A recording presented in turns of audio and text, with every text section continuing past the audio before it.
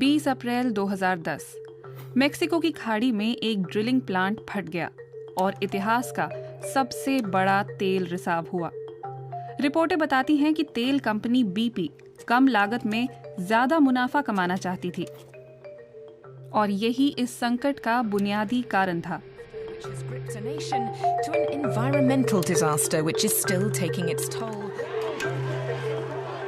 ये घटना बताती है कि मुनाफे की भूख में कैसे हमारे इस ग्रह की बलि चढ़ाई जा रही है। लेकिन अगर ऐसा ना हो तो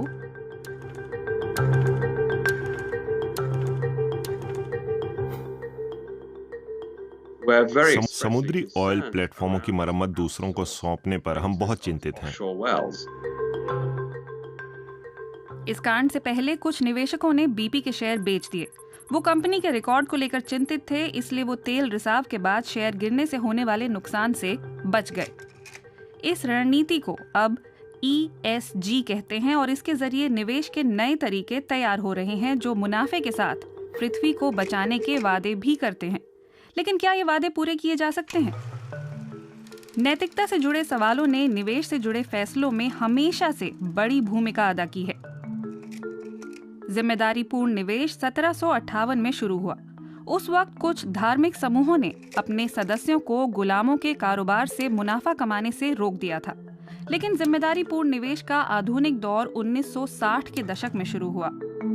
इसकी शुरुआत उन कंपनियों के साथ हुई जो रंगभेदी दक्षिण अफ्रीका के साथ कारोबार करती थी और फिर 1970 के दशक में ग्रीन आंदोलन के साथ ये आगे बढ़ा। इसके बाद इसमें तंबाकू के स्टॉक हटाना, हथियारों का उत्पादन हटाना और परमाणु हथियारों का उत्पादन हटाना शामिल हो गया। इसका मतलब था कि कंपनियों का बहिष्कार करो। निवेश करते वक्त कुछ कंपनियों का बहिष्कार करना डाइवेस्टिंग या विनिवेश कहलाता है। शुरुआती उत्साह के बाद इसके नतीजे मिले जुले रहे। आधुनिक पोर्टफोलियो थ्योरी के मुताबिक कहीं न कहीं ये आपको नुकसान पहुंचाती है। कुछ वित्तीय मुनाफा तो आपको गंवाना पड़ता है। डाइवेस्टमेंट ने ऊर्जा और तंबाकू जैसे क्षेत्रों को निवेशकों के पोर्टफोलियो से निकाल ही दिया। जब पोर्टफोलियो विविध न हो तो जोखिम बढ़ जाता है।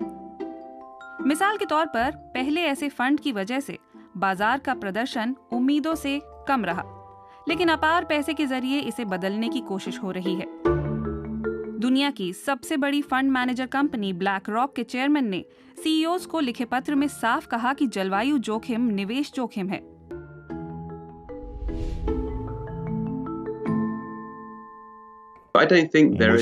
मुझे नहीं लगता कि पृथ्वी और मुनाफे में से किसी एक को चुना जा सकता है। अगर आप ESG समीकरणों को देखें तो पूछ सकते हैं कि ये क्या है, क्या फिर अच्छा कारोबार क्या है? आप प्रदूषण कर रहे हैं, संसाधन बर्बाद कर रहे हैं, ये फिर कारोबारी मुद्दा बन रहा है। ESG की कसौटी पर कंपनियों को परखना ये जानने का प्रभावी तरीका है कि उनके शेयर कब डूब सकते हैं और क्या इससे बचा भी जा सकता है। जैसे नवीन ESG म्यूचुअल फंड ने फोक्सवैगन को लंबे समय तक नहीं रखा क्योंकि कंपनी के प्रशासनिक ढांचे को लेकर बहुत सवाल थे। इसी वजह से फोक्सवैगन का उत्सर्जन धोखाधड़ी कांड सामने आने के बाद ESG फंड उसके शेयर गिरने से नुकसान से बच गया। ग्रीन कंपनियां जलवायु परिवर्तन के खतरों से बेहतर तरीके से निपटने की स्थिति में हैं। इसी वजह से ग्रीन निवेश की तरफ रुझान बढ़ रहा है। सस्टेनेबल फंड्स में रिकॉर्ड पूंजी आ रही है। फिर असल सवाल ये है कि क्या ग्रीन निवेश से मुनाफा कमाया जा सकता है? सवाल ये भी है कि क्या उन्हें पहली नजर में ग्रीन कहा जा सकता है? निश्चित तौर पर ESG को लेकर परिभाषा की समस्या है। मतलब कोई कंपनी सैद्धांतिक रूप से ESG रैंकिंग पर बहुत अच्छा प्रदर्शन कर सकती है, लेकिन दूसरी तरफ पर्यावरण पर उसकी वजह से नकारात्मक प्रभाव पड़ रहे होंगे। अगर कोई कंपनी वास्तव में ग्रीन भी है तो उसके शेयर खरीदने भर से आप कोई बदलाव नहीं ला सकते। सस्टेनेबल निवेश के पीछे बदलाव का सिद्धांत सीधा सपाट है। ग्रीन कंपनियों को जितने ज्यादा फंड मिलेंगे उतना ही ज्यादा वो सस्टेनेबल लक्ष्यों को हासिल कर सकती हैं। लेकिन ऐसा नहीं है कि डाइवेस्टमेंट की वजह से जीवाश्म ईंधन उद्योग के भूखे मरने की नौबत आएगी।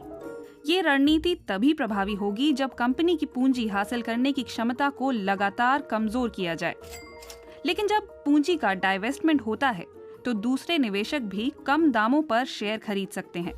जब ऐसा होता है तो शेयरों के दाम भी बढ़कर वापस पहले वाले स्तर पर पहुंच जाते हैं और कंपनी के मूल्यांकन पर इसका असर नहीं होता। ये काफी नहीं है क्योंकि इसका असर बहुत कम है। ESG निवेश कोई जादुई फॉर्मूला नहीं है। अक्सर जिसे सस्टेनेबल कहकर प्रचारित किया जाता है वो असल में ग्रीन लीपापोती है। अन्य मामलों में कुछ मुनाफा कुर्बान कर आप कुछ असर हासिल कर सकते हैं। अक्सर नॉन ग्रीन कंपनियों में निवेश करके वहां होने वाले मुनाफे को पर्यावरण संरक्षण पर लगाना कहीं ज्यादा प्रभावी होगा। लेकिन इस जोड़ घटाव में एक अहम बिंदु छूट जाता है।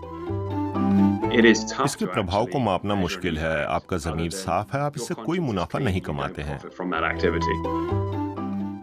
बहुत से लोग अब पर्यावरण की कीमत पर पैसा निवेश नहीं करना चाहते और ये आगे बढ़ने की दिशा में एक अहम कदम है।